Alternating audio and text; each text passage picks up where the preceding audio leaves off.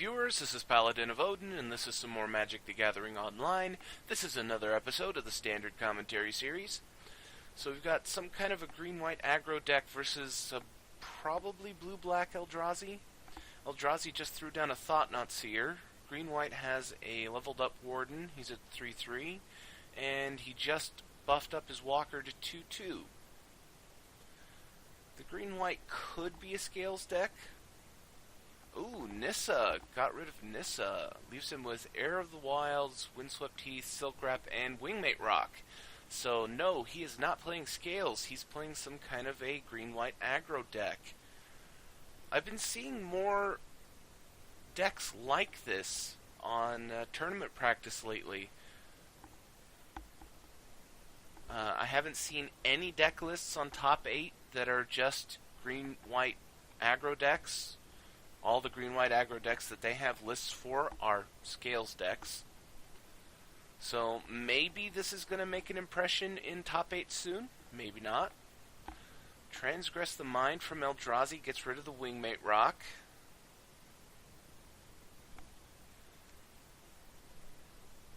And Bearer of Silence. And he doesn't have the mana to pay for the sacrifice effect. But Bear is a decent creature as a 2-1 flyer. He can't block, but right now green-white has nothing that can block a flyer.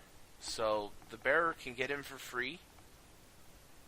The only problem is that blue-black is going to have to deal with that Hangerback Walker, because the longer this stalemate goes on, the bigger the Hangerback's going to be, to the point that at some point in the game, the Hangerback is just going to be too big to deal with in combat. Right now, the Thought-Knot Seer is keeping these creatures at bay, and the Heir of the Wilds is keeping the Thought-Knot Seer at bay. So every turn that the Hangerback Walker can buff itself up without any repercussions is going to be good for green and white. Bearer attacks in for 2, so green and white takes 2 damage and goes down to 15. And end of turn makes the Hangerback a 4-4. And buffs up Warden so that he now has Trample and Lifelink. And 1 more mana and he can put 5 +1/+1 counters on him.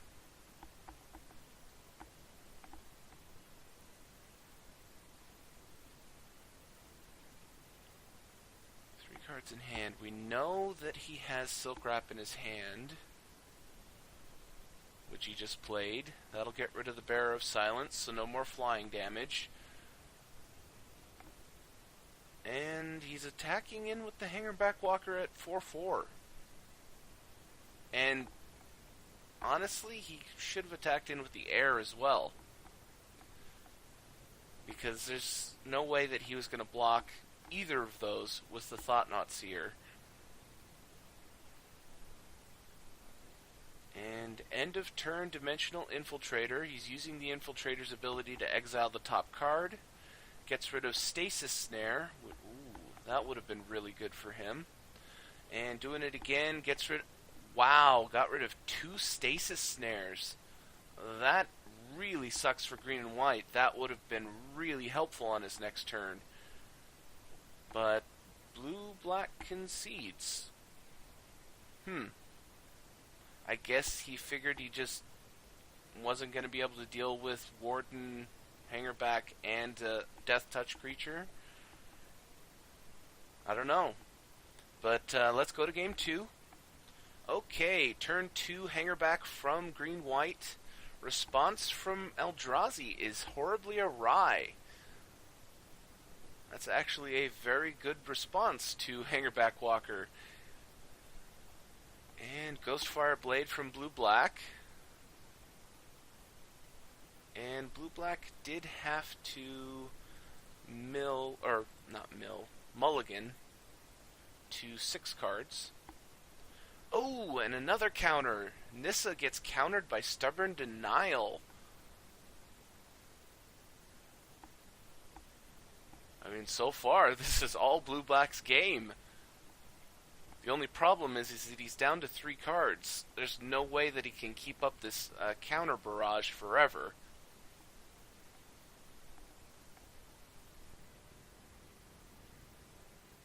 Gideon, ally of Zendikar. Second stubborn denial. So far, he's been able to throw out a counter every turn. And fourth turn, Thought-Knot Seer from blue-black. 4 cards in hand for green and white.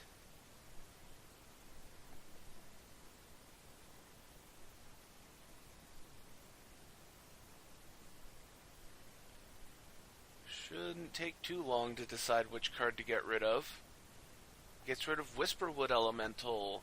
Leaves him with Immolating Glare, Suspension Field, and Wooded Foothills. So, Immolating Glare isn't going to help him unless Thought-Knot Seer attacks. Suspension Field can get rid of Thought-Knot Seer, and that's what he's going to do when it leaves the battlefield. So, he'll get to draw a card off of that. And follows it up with Monastery Mentor, which, as long as he can keep playing creatures to make more monk tokens, is... Ooh, another Thought-Knot Seer. I was going to say, the Mentor is going to tip the scales in his favor. Secure the Wastes gets taken away by Thought-Knot Seer and leaves him with Immolating Glare. And he top-decked a land. So at the moment, green-white is not in a good spot. We know that he had... he's going to equip. If he attacks, Immolating Glare is going to kill it. Reality Shift on the Monastery Mentor. Use him with a Manifest. I was going to say, no, you're not going to attack here. That would have pretty much been a game-ending move if he had attacked in there. So, Warden of the First Tree from green and white. Both sides are pretty much top-decking.